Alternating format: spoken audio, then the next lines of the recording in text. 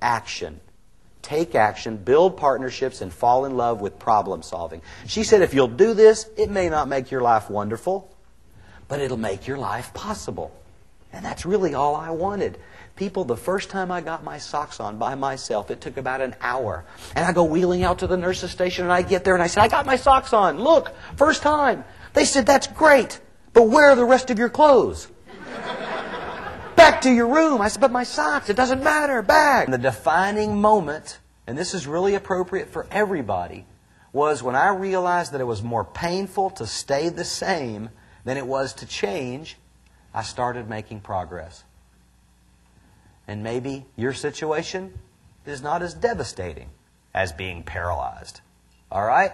Maybe the management changes that you've gone through, maybe trying to sustain that positive company culture, maybe going from privately held to publicly owned. Maybe those things may create a climate that make you feel like you're paralyzed.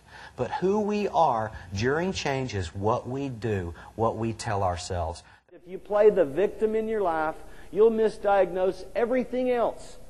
And nothing will get better if it's somebody else's fault. What is accountability? Accountability is about making a commitment and then honoring that commitment. Accountability is about being responsible for your actions and your lack of actions. People, accountability is about acceptance.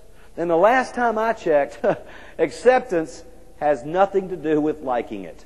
Let me tell you, life from a wheelchair is not all bad. Number one, have you seen our parking places? They are to die for. We call them rockstar parking.